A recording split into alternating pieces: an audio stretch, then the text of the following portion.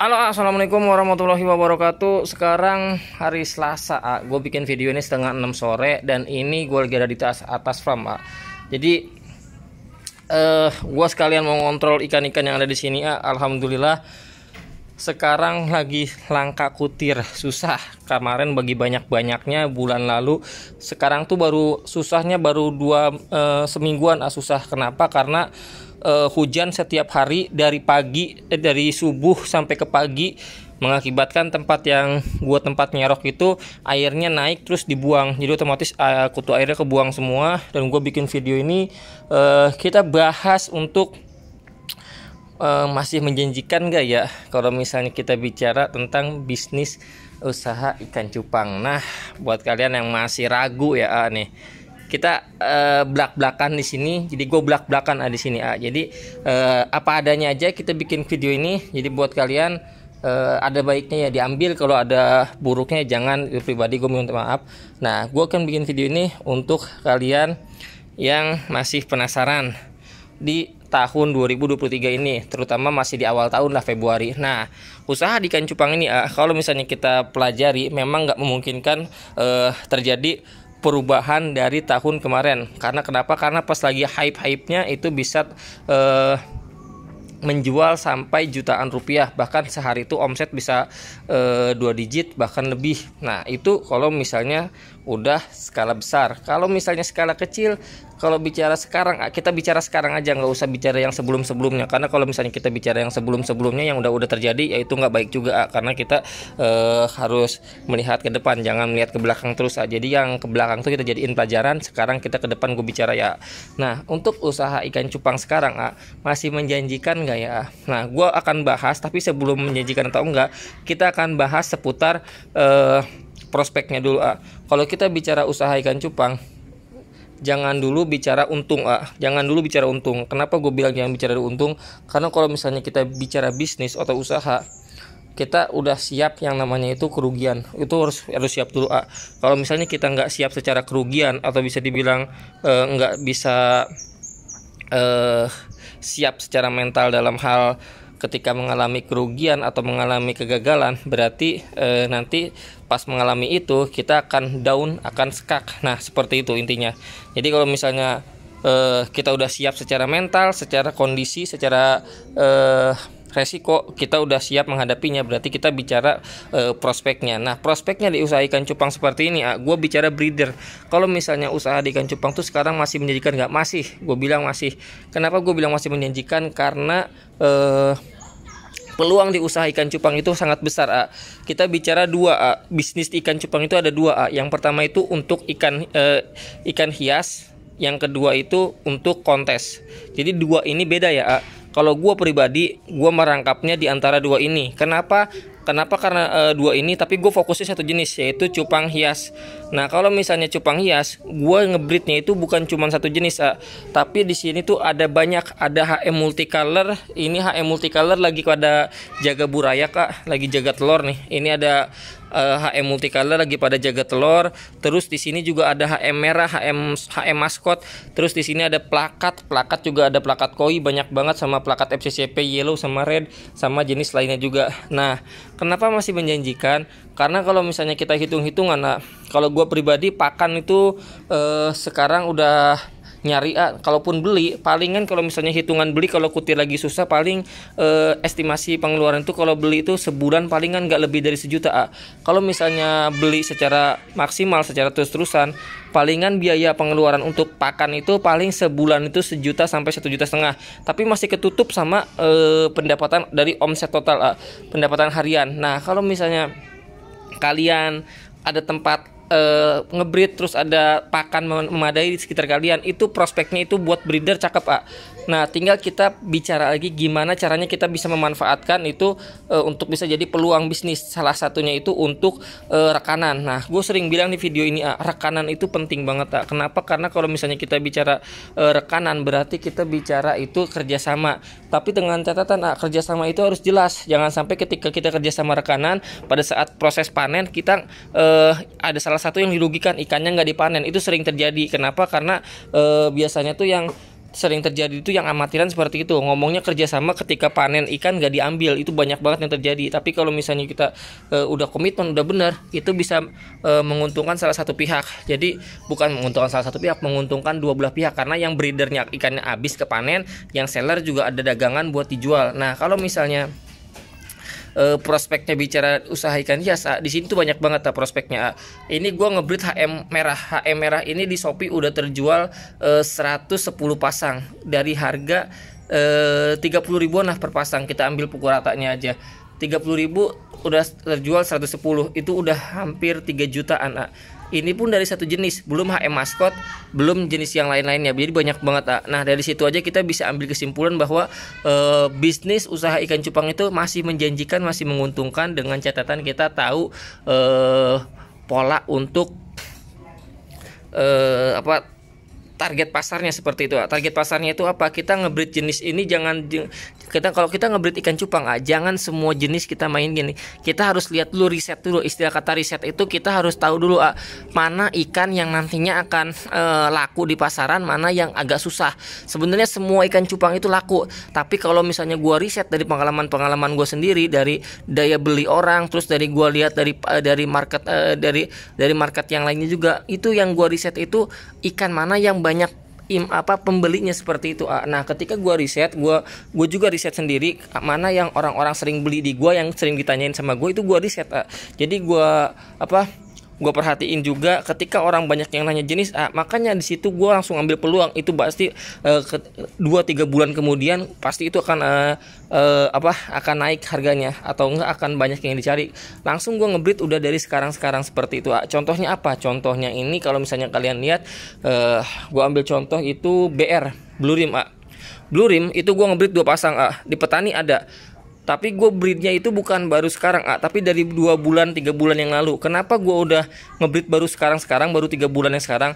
Kenapa? Karena dari pertengahan tahun kemarin sampai ke akhir tahun itu banyak yang nanyain BR, tapi gue belum ngebreed. Tapi gue bilang nanti gue siapin dulu indukannya, karena gue pengen ngasih yang terbaik buat kalian. Walaupun kalian beli di Shopee nggak pakai video foto ikannya terima jadi, tapi gue pengen ngasih yang terbaik buat kalian. Makanya di sini tuh penting banget kualitas indukan juga berpengaruh. Makanya kalau misalnya kalian usaha ikan cupang, indukan itu harus berkualitas untuk menghasilkan anakan yang juga berkualitas, jadi bisa menghasilkan cuan di anakannya. Nah yang kedua, kalau misalnya kalian usaha di ikan cupang, pastikan kalau misalnya baru memulai, jangan langsung 2 seller dan breeder, karena kalian pasti akan kaget di salah satunya itu. Gue udah ngalamin dari awal ngerintis. Jadi salah satunya dulu, kalau misalnya kalian pilih jadi seller, kalian harus pahami dulu seller gimana caranya itu marketing kalian itu bisa bagus, terus cara jualan kalian harus bisa menarik, terus angle foto, terus video juga harus bisa menarik, terus apalagi cara pola marketingnya ketika barang kalian tuh masih ada, jangan dulu belanja, tapi harus dihabisin dulu targetnya. Itu kalau gua dulu waktu gua bisnis usaha ikan cupang jadi seller, ketika barang gua ikan cupang itu di galeri gua udah sisa 20%, itu pasti gua masukin barang lagi yang baru yang 20%, itu pasti gua obral. Maksudnya diobral itu dijual harga promo atau harga modal dulu gua belanja. Itu kalau gua dulu waktu masih belanja ya. Jadi ketika 20% ikan di galeri gua masih sisa 20%, itu gue langsung belanja 80% ikan baru.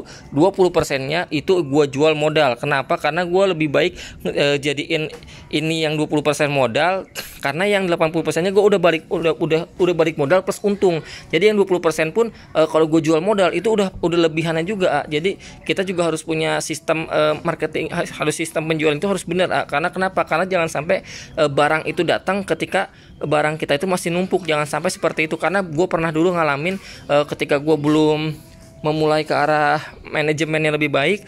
Jadi ketika barang masih banyak, gue datengin lagi barang yang lain. Yang ketika ikan cupang masih banyak, gue belanja lagi waktu dulu tuh 2016 2017. Tapi dari situ gue belajar untuk bisa memanajemen usaha ikan cupang itu lebih baik. Jadi pola aturnya itu ketemu. Jadi marketingnya, cara marketing penjualannya gue belajari, terus manajemen penjualannya gue pelajari, terus manajemen keuangan juga gue pelajari. Manajemen keuangan juga penting. Kenapa? Karena banyak seller itu yang gagal dalam manajemen keuangan. Salah satunya itu kita ambil contoh dari tahun kemarin, waktu hype-nya ikan cupang, banyak banget yang mengalami kegagalan cara mengelola keuangan. Lagi banyak-banyaknya duit, masukan segala macam dihambur-hamburkan dengan cara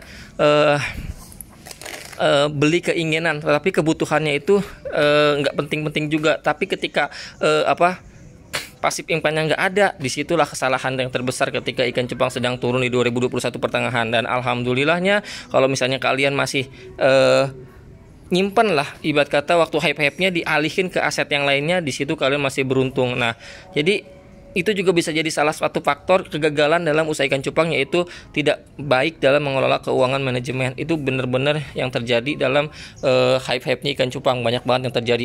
Nah, terus apalagi usaha di ikan cupang itu masih menjanjikan banget. Kalau kita bicara, kalau gue bicara seperti ini, gue ngebreed HM merah nih. Ini HM merah di sini tuh ada 21 pasang sama HM maskot di sana. Pokoknya total 21 pasang, tapi gue pecah ke sana ada 8 bak, itu pecahan dari 21 bak.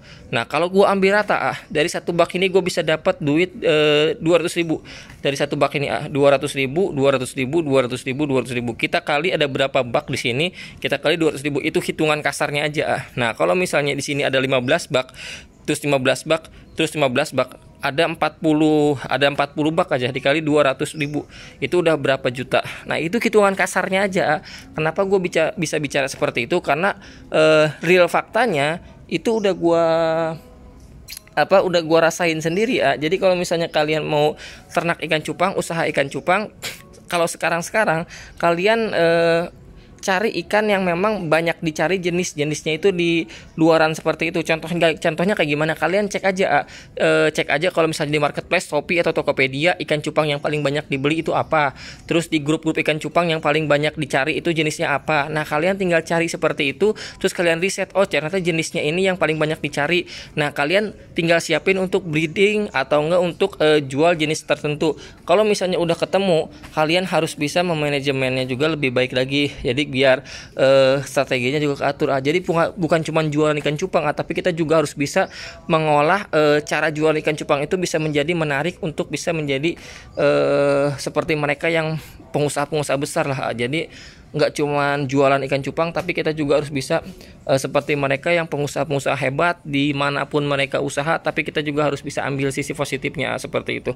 Jadi penting banget kalau misalnya kita bicara bisnis usaha ikan cupang, kita juga bicara untuk semuanya, mau jenis cara marketing, penjualan, di situ juga banyak banget ada caranya, banyak banget yang diajarin lah pokoknya. Gue juga banyak belajar dari mereka-mereka yang udah sukses. Pokoknya buat kalian, kalau misalnya intinya kalau misalnya kalian pengen usaha di ikan cupang masih sangat menjanjikan. Terus kalau misalnya kalian bingung ngebreednya jenis apa yang rame, yang turun, kalian tinggal riset aja di grup Facebook ikan cupang, terus di marketplace kalian cari aja kategori ikan cupang yang paling banyak dicari, klik cupang yang paling larisnya jenis apa, terus kalian riset sendiri dari 10 jenis ikan cupang yang paling banyak laku yang mana. Nah, kalian ambil salah satunya, itu bisa menjadi salah satu aspek riset kalian. Gue juga seperti itu cara ngerisetnya. Tapi dari cara gue sendiri ada lagi, yaitu pembeli yang datang ke gue melalui WA, Instagram, DM atau segala macam, yang menanyakan jenis-jenis tertentu. Terus gue riset yang paling banyak dicari apa, langsung gue breeding. Contohnya FCCP gue breeding, gue berani ngeluarin duit 3,5 juta waktu tahun kemarin 2022 di bulan pertengahan. Tapi dari situ gue bisa mendapatkan keuntungan yang berkelipat-lipat dari anakannya pun ini masih ada breeding, ini masih mutasi, terus ini juga mau gue breeding lagi. Jadi dari situ kita pelajari bahwa riset ikan cupang itu penting. Kalau misalnya kita cara jualan ikan cupang untuk koleksi bisa dibilang, atau untuk breeding. Kalau untuk kontes, kita bicara kontes itu berarti kalian harus bisa belajar kontes terlebih dahulu. Karena untuk bicara kontes cupang itu kita bicara penilaian ikan cupang itu dari keseluruhan badan, dari keseluruhan ikan, form segala macam itu dinilai. Jadi kita belajar juga. Kalau gue belum ke arah situ karena gue belum bisa pelajari untuk kontes ikan cupang ataupun cara menilai ikan cupang yang layak untuk jadi kontes. Kalau sekarang, kalaupun ada ikan yang layak untuk kontes, paling dari hasil breedingan yang dari antara sini pasti ada yang jadi untuk kontes. Tapi gue nggak fokus ke arah situ. Sekarang gue fokusnya ke arah untuk breeding ikan cupang untuk koleksi indukan ataupun putarannya itu biar jadi ikan cupang hias koleksi lah seperti itu. Tapi tetap kita juga perhatikan kualitas secara keseluruhan. Jadi buat kalian kalau misalnya mau usaha di ikan cupang masih menjanjikan banget.